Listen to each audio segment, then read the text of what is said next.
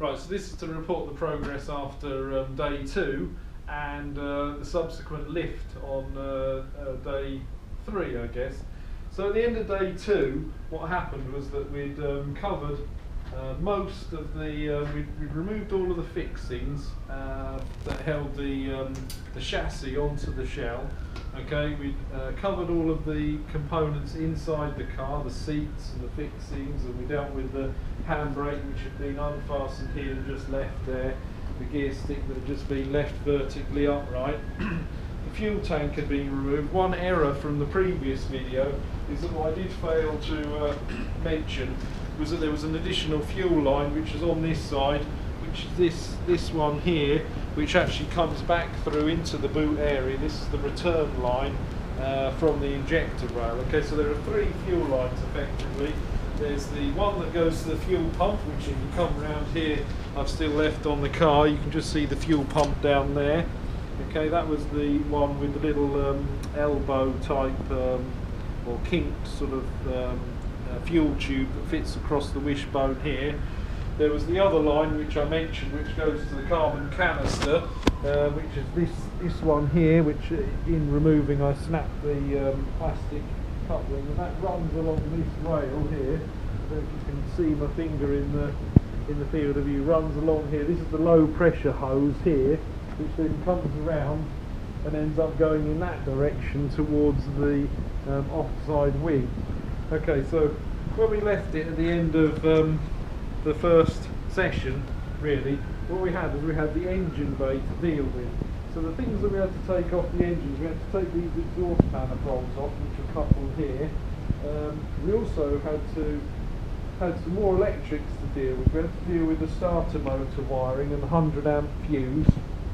And we also had to remove all of the loom, which I built with the Can-Am system to work with this engine. So it's slightly different from the normal Rover V8 loom. There's a lot less wiring because all of the redundancy and the extra lengths in the cabling that Rover provided had all been removed in my loom that I built. Quite interestingly, actually, one of the things that sometimes gets left on when people do a body off build is that there's an earth attachment on the back of this cylinder head on the original loom on one of these fixings. I can't remember now. That wasn't applicable to my loom because I brought all of my earths right back to the battery for all the sensors and transducers and things, and I didn't use that as an earth point. Okay, so just trying to recap now. So the supercharger kit, which was all fitted here, that was all removed, that's all gone. Okay, all of the engine wiring harness has all been removed, and also one of the other things that we did before the lift is that this anti-roll bar, we took the brackets off that fitted on here and here, and that then allowed it to sit inboard of these points here, which is where the body fits onto there, so that wouldn't foul. We also took all the power steering pipe work away.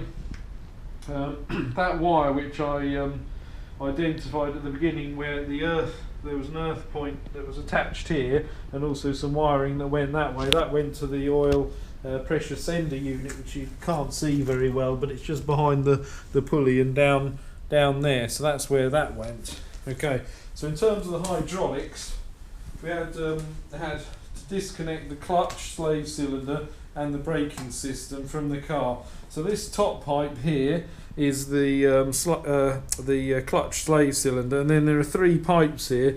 2 of them go to the front and operate the front brakes independently. The third one, which is this one here, weaves its way around underneath this tube here, and eventually it ends up at the back of the car here onto this T section, where it then splits off and goes to the 2 brake calipers. Okay, so I'm not sure if you can just catch me in the screen at the moment. So what we did is we got rid of all of those bits, took all of those bits off the car, also took the plenum chamber off, the trumpets underneath, the trumpet base, just to lower the height so we could reduce the lift that we needed to achieve before taking. And then the way we took the car off is we actually used this engine crane. So this engine crane reached inside of the engine bay and I was able to slide a piece of 7x2 timber across and under these two front wheel arches, but I cut it short enough so it finished about here on both sides. Okay, so this reached in the side, and we used these lifting strops round the wood. Okay, and that picked the front of the car up, or the front of the body up. On the back, what I did is I used a couple of trolley jacks and I located under these sort of thicker parts of the fiberglass here, under these corners here. And what I did is I managed to raise it up a few inches, get it free, and then I managed to get some volunteers, friends from work and neighbours and what have you, and we picked it up. And when we picked it up, we pulled the chassis out from underneath. Okay, we did a bit of moving around. A few months ago I made this trolley, which you can see, this wooden trolley, and this has allowed us to put the body directly on top of the Westfield. Let's just hope that during the rebuild the trolley doesn't collapse and I end up with 2 broken cars rather than 1. So I don't know if you can follow me under here at all, as we can see the inside of the engine's room here for 2. You just squeeze through. So what we've got here, okay, is we can see here, if you look on this side here, this is like a manifold that the brake lines and the clutch slave cylinder, they screw into. So that's where we had to disconnect that. There are another couple of things as well we needed to disconnect. We needed to disconnect the bonnet opening cable. Not quite sure why we actually had to do that, because it's actually come away with the car. It'll probably become apparent when I put it back together, and maybe that could have been left on, but we certainly had to disconnect the throttle cable as well. And then all this engine wiring harness was disconnected as well. And these were the lines for the oil lines for the oil cooler that goes with the supercharger. And these were these 2 hoses here for the heater system. They had to be disconnected. You can see that all this heat-proof material here is in pretty poor state, so this is going to get removed and replaced as well. This here, we also had to disconnect, I forgot to mention, the steering column, which we disconnected here. We then slid the bar through back round. So if you look back round here, you can see the intercooler sat here. You can see the pipe work associated with the air inlet and the air filter, and you can see these earths and some of the other wiring. This was the wiring here that went to the oil transducer for the oil pressure gauge, and this is the wiring here for the 2 electric fans on the front, and the radiator that located on this fixing here, and a similar fixing on the other side. So this trolley that I've made is quite handy really, because it's going to allow me to get in here and refurbish this area and paint it all black and everything nice again. So what we can do is we can now move back to the car itself. So when I reviewed the first day's footage, some of it was a bit dark and gloomy. So what we can do is we can quickly run through the pickup points that needed to be disconnected. So on the driver's side we had 2 fixings at the front which were accessible from inside the car. We then had another couple of fixings here and here.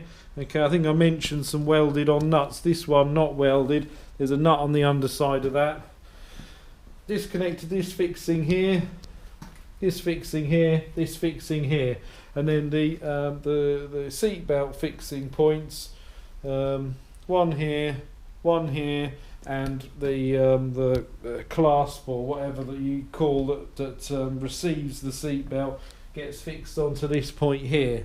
Okay, that's identical on the other side. Okay, the one fixing that was difficult to get to that I mentioned were the fixings on top of the transmission tunnel, and they correspond with these holes here and here, either side of the gearbox. Okay, these are the difficult ones that you have to either pull away the carpet or cut a hole in the carpet to access. Okay, on the back, if you recall, there were 4 fixing points hidden behind the fuel tank. Okay, the fixing points there were this one here, this fixing point, this another one down here, this one here, and this one here. Okay, I'm not sure what these 2 threaded inserts are for. I think that when some people have aftermarket anti-roll bars fitted, I suspect that's possibly where they one of the pickup points, but I'm not sure about that. Okay, so around to the front of the car, okay, just for completeness, the other two fixing points that held the body onto the car were these two here, one there, and the one here on the left, that was the one that the additional earths were attached to. Okay, so what was the first thing that we did is that we had a close-up look, and unfortunately I'm a bit disappointed, but we do have a hole in the chassis. So if you look closely here, after a bit of scraping away with the screwdriver, we've got a significant hole here in the chassis.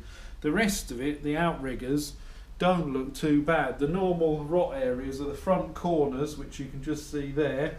And if you come back to this side, careful you don't trip over, Lewis, while you're moving the camera. This one here, these are the areas where they normally go, apparently, so I've been told, and it's not in too bad a shape.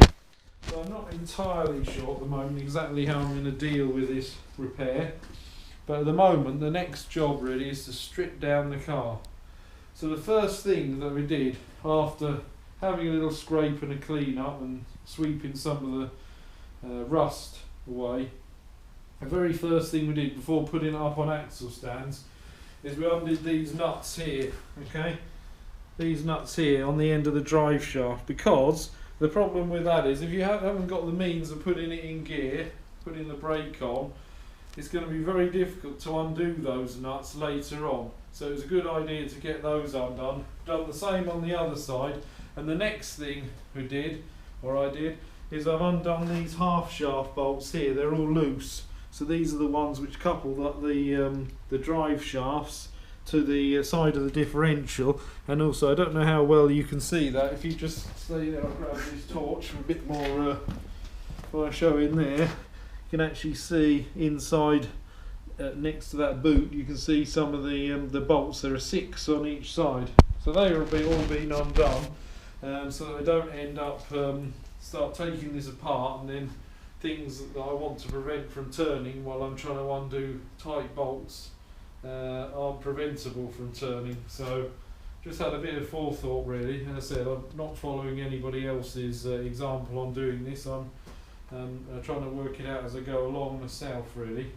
So the next thing that I've done is that the differential is mounted on these 2 plates here at the front, so you can see this plate here and another plate on the other side. So those bolts have been removed, and also there's another mounting point on here, and the bolt here's the nut's been undone, and some of these bolts in the back of the diff have been undone. Now one of the problems I do have is that the nuts that hold the prop shaft on the front of the diff, if you I don't know if you can see from here, or I'll just bring up from the top there, there isn't really any clearance between the nut and the diff itself, which has meant that I'm unable to get a ring spanner onto that nut to undo.